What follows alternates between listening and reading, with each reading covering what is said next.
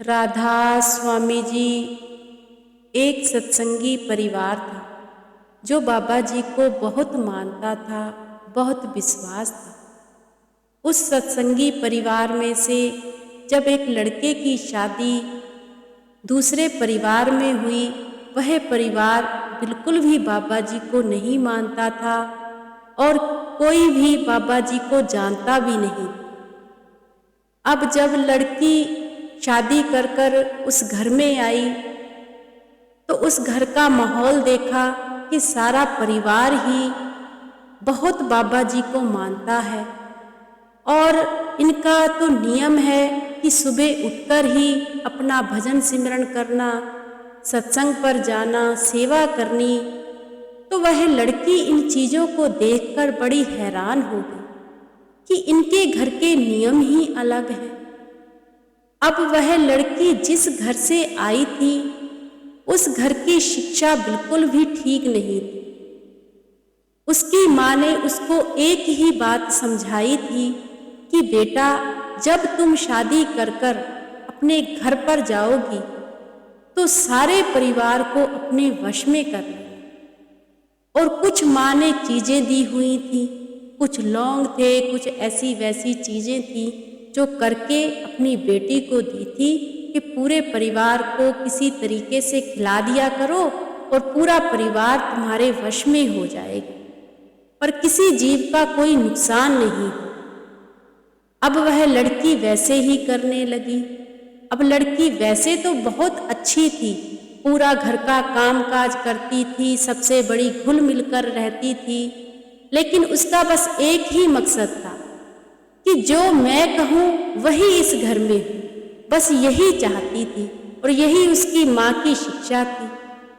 अब ऐसे ही समय बीतता गया, लेकिन उस परिवार पर बिल्कुल भी कोई असर नहीं हुआ। अब वह लड़की भी देखकर बड़ी हैरान हो गई कि इतना समय हो गया है, इतना कुछ मैं करती हूँ, लेकिन इन पर तो कोई असर होता ही नहीं है। अब मैं करूँ तो करूँ क्या। जब काफ़ी समय बीत गया तो उसकी माँ का जब फ़ोन आया तो फ़ोन पर भी उन्होंने बातें वगैरह की।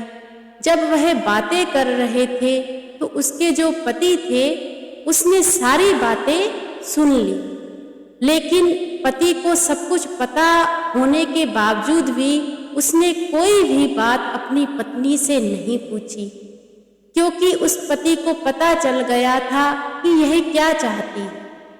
अब जब बातें कर कर उसकी पत्नी बाहर आई तो उसके पति वैसे ही उसके साथ बोले जैसे वह वैसे बोलते थे। अब वह लड़की फिर से चाय बनाने के लिए गई तो फिर से वही काम कर कर लाई। अब उसके पति कहने लगे कि मैं नहीं पीऊँगा, तो पत्नी कहने लगी क्यों नहीं पियोगे। तो अब पति ने सोचा कि अगर मैंने ना पी तो फिर से कोई ना कोई इसको शक हो जाएगा। पति ने वह चाय पी ली और बाबा जी के आगे जाके अरदास करने लगे कि बाबा जी, ऐसा हमने क्या गुनाह किया था कि यह सब कुछ हमारे घर में हो रहा है। हम तो इससे कुछ ऐसा कुछ कहते भी नहीं हैं। अब आप ही हो जो इसे सद्बुद्धि दे सकते। अगर मैं घर परिवार में किसी और को बताऊंगा तो घर में सारा माहौल हमारे घर का खराब हो जाएगा, इसलिए आप ही सारा कुछ सही कर सकते हो। ऐसे ही समय बीतता गया। काफ़ी समय के बाद जब 1-1.5 साल हो गया ऐसे ही, तो एक बार वह अपने ससुराल में गए। जो लड़का था वह अपने ससुराल में गया। अब साथ में जब लड़की भी गई तो वहाँ पर गए तो लड़के की आदत थी कि जब भी वह रात को सोता था तो वह लड़का सबसे पहले बेनती पढ़ता था, फिर अपना भजन सिमरन करता था।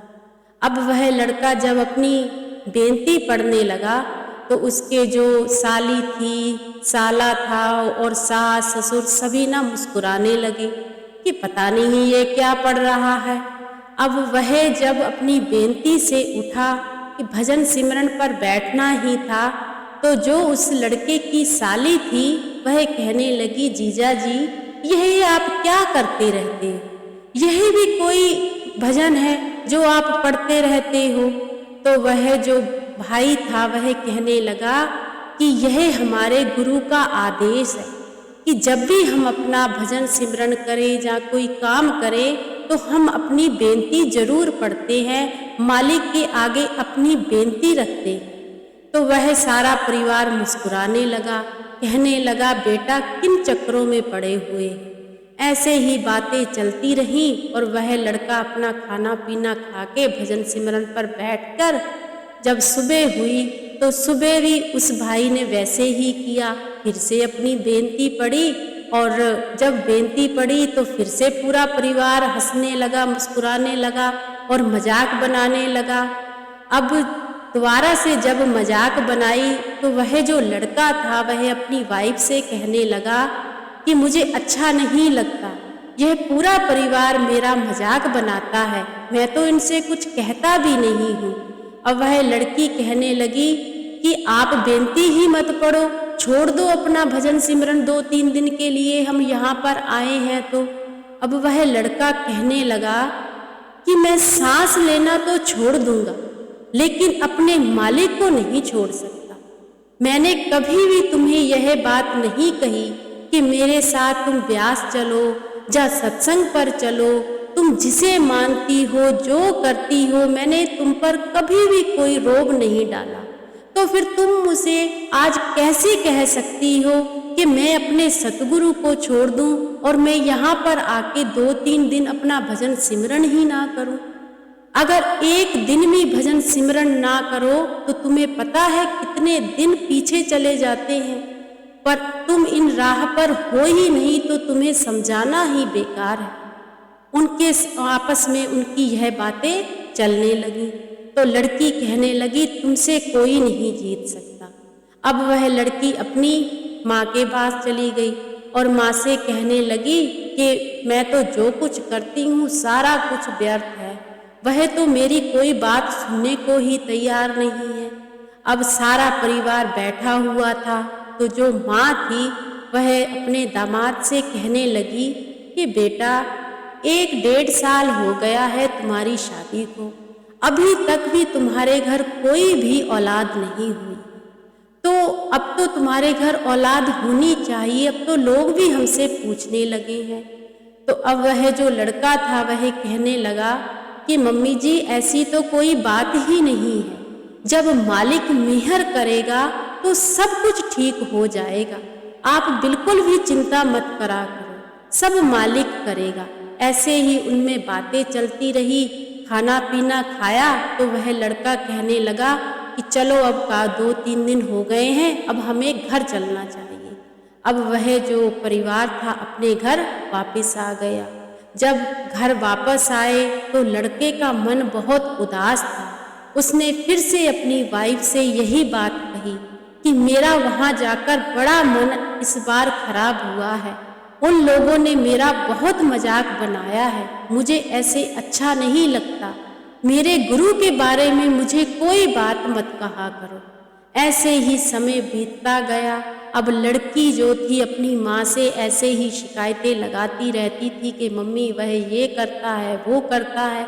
अब मम्मी कुछ ना कुछ करके भेज देती थी और वह लड़की जो थी वह अपने कार्य करती रहती थी, लेकिन उन पर कोई भी असर नहीं होता था क्योंकि वह मालिक की रूहें थी। अपना उनका भजन सिमरन ही इतना था कि उन पर कोई कारा कैसे चल सकता है। जब पूरे सतगुरु का हम मन से नाम जपेंगे तो कैसे हम पर कारा कुछ चल सकता है। अब ऐसे ही समय बीतता गया।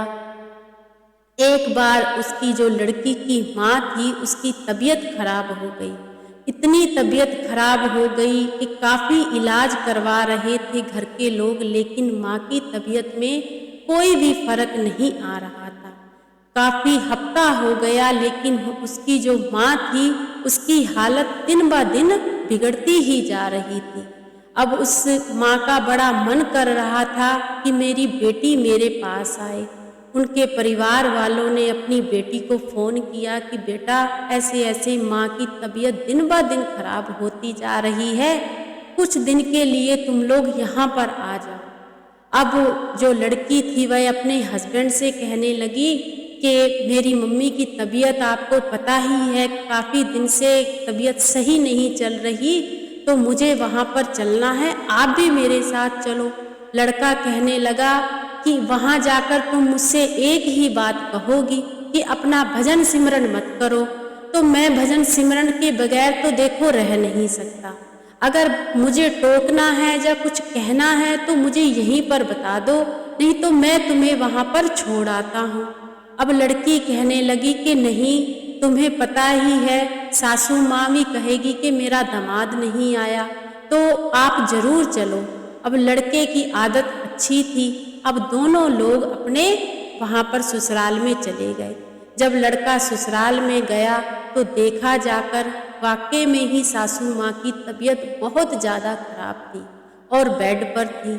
अब वह जाकर हाल पूछा कि मम्मी जी तुम्हारी क्या हालत है, तो वह कहने लगी बेटा हालत तो बहुत नाजुक लग रही है, पता नहीं आराम ही नहीं आ रहा, मन बड़ा उदास रहता है। तो वह लड़का कहने लगा कोई बात नहीं, मालिक सब ठीक करेगा। अब फिर से उनके घर पर ही डॉक्टर आते थे, इलाज वगैरह हुआ। अब जब शाम हो गई तो जब लड़का फिर से अपना जो भी भजन सिमरन करता था उससे पहले अपनी बेनती पढ़ता था, तो वह लड़का अपनी बेनती पढ़ने लगा। जब लड़का बेनती पढ़ने लगा, अब बेनती वह लड़का जो उसकी सासू माँ का बेड था वह भी सामने ही था, तो वह लड़का सामने ही बैठकर अपना जो बेनती था वह पढ़ने लगा। जब बेनती पढ़ने लगा उस दिन उसकी जो सासू माँ थी बड़े ध्यान से बेनती को सुन रही थी। जब बेनती को सुन रही थी तो क्या देखती है कि कोई सरदार जी उस लड़के के पीछे खड़े होकर बड़ा मुस्कुरा रहे हैं और कह रहे हैं कि बीबी तेरा अब टाइम आ गया है, अभी भी क्या तेरा मोह इस दुनिया से भरा नहीं है, अब तो जाने की तैयारी कर लो। इतनी ही बात सुनी कि वह जो माई थी, माता थी, वह घबरा गई कि यह कौन था जो मुझसे यह बात कहकर गया है। अब उस लड़के की जब बेनती पूरी हो गई तो उस माता ने, उसकी सासू माँ ने अपने बेटे को, अपने दामाद को आवाज़ लगाई और कहने लगी बेटा मेरे पास आओ। अब वह दामाद जाकर अपनी मम्मी के पास में बैठ गया।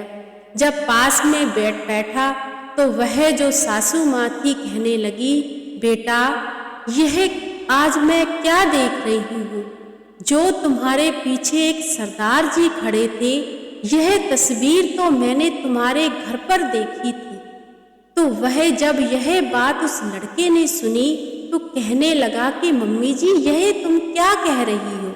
तो वह जो बीबी थी वह कहने लगी बेटा मैं सच कह रही हूँ, बिल्कुल हूबरू हूँ जो तस्वीर आपके घर में लगी हुई है वही तस्वीर, वह वैसे की वैसे पूरे बाबा जी तुम्हारे पीछे खड़े हुए थे जब तुम बेनती पढ़ रहे थे और मुझसे एक बात कह कर गए हैं।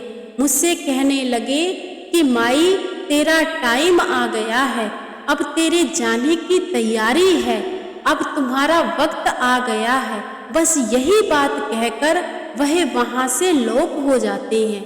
अब जब यह बात उस लड़के ने सुनी तो उस लड़के की आंखों में आंसू आ गए और वह सोचने लगा कि मेरे सतगुरु हमेशा मेरे अंग संग रहते हैं और हमें पता भी नहीं चलता। जब यह बात सुनी तो उस लड़के ने सासू माँ से कहा कि मम्मी जी आप तो बहुत ही खुशकिस्मत हो कि बाबा जी ने आपको दर्शन दिए हैं, क्या पता आप ठीक हो जाओ। तो वह माँ कहने लगी बेटा अब मैं ठीक नहीं होंगी, अब तो मुझे सतगुरु खुद कहकर गए हैं कि तुम्हारा टाइम आ गया है, अब मैं क्या करूं, लेकिन आज मैं तुम्हें कुछ कहना चाहती हूँ। तो वह बेटा कहने लगा कि क्या कहना चाहती हो मम्मी जी। तो वह माँ कहने लगी कि बेटा आज तक इतने साल हो गए हैं, मैंने तुम्हारे ऊपर तुम्हारे परिवार के ऊपर बहुत कार्य करवाए कि तुम्हें वश में कर लें और तुम्हें जो हम कहें बस वही तुम मानो। लेकिन हमारा कोई भी कार्य कामयाब नहीं हुआ, हमें माफ कर देना। लेकिन मैं तुम्हारे आगे हाथ जोड़कर एक ही बेनती करती हूँ कि इसमें मेरा अकेली का गुनाह नहीं है, पूरा गुनाह मेरी बेटी का भी है, क्योंकि वह भी मेरा साथ देती थी। लेकिन उसको तुम छोड़ना नहीं, उसको हमेशा अपने अंग संग रखना, नहीं तो मैं हमेशा भटकती ही रहूंगी। जब यह बातें उस लड़के ने सुनी तो लड़का कहने लगा कि मम्मी जी, यह बातें मुझे बहुत टाइम से पहले की ही पता है, लेकिन मैंने इन चीज़ों पर गौर नहीं किया, क्योंकि मुझे सब पता था कि क्या होना है, पर मैंने इन चीज़ों पर विश्वास नहीं किया। अब वह जो लड़की थी उसको भी पास में बुलाया और उसको भी सारी बातें जब बताई तो वह लड़की भी बहुत तेजी से रोने लगी कि मम्मी जी, आपको हम कुछ नहीं होने देंगे। कुछ ही घंटे बीते कि उस बीबी के श्वास निकल गए। जब श्वास निकल गए तो वह लड़के ने अपने मालिक के आगे हाथ जोड़कर शुक्राना किया कि मेरे सतगुरु, आप इतने शक्तिवान हो, आप इतने हमारी बातों को ध्यान से सुनते हो। हमने तो नामदान लिया हुआ है, हम तो भजन सिमरन करते हैं, तो आप कहते हो कि जो भी भजन सिमरन करेगा, जो भी सच्चे दिल से मालिक को ध्याएगा, उसकी संभाल आपको करनी ही पड़ेगी। लेकिन मेरी सासू माँ तो सिर्फ मेरी बेनती ही सुनती थी और बेनती सुनकर ही उसको आपने दर्शन दे दिए और उसको आप अपने साथ ले गए हो। अब आने वाला जो टाइम है वह जा तो आप जानते हो, या वह माई जानती है कि वह कैसा होगा, लेकिन आपने उस रूह को अपनी ओर कैसे खींच लिया हमें भी पता नहीं चला। ऐसे होते हैं हमारे सतगुरु, हमें पता भी नहीं चलता कब वह अपनी रूहों को कैसे खींच लेते हैं। तो हमें तो अपने आप पर बहुत मान होना चाहिए कि हमें पूरे सतगुरु का भजन सिमरन मिला हुआ है, और भजन सिमरन अगर हम पूरा करेंगे, अगर वह सतगुरु एक बीबी सिर्फ बेनती ही सुनती थी तो उसकी संभाल कर सकते हैं, तो हम तो सतगुरु के ही बच्चे हैं। हमने तो सतगुरु से नामदान लिया हुआ है, तो उसका भजन सिमरन करते हैं। तो हमें तो अपने पिता पर, अपने गुरु पर पूरा मान होना चाहिए कि वह हमारी संभाल जरूर करेंगे, जरूर करेंगे।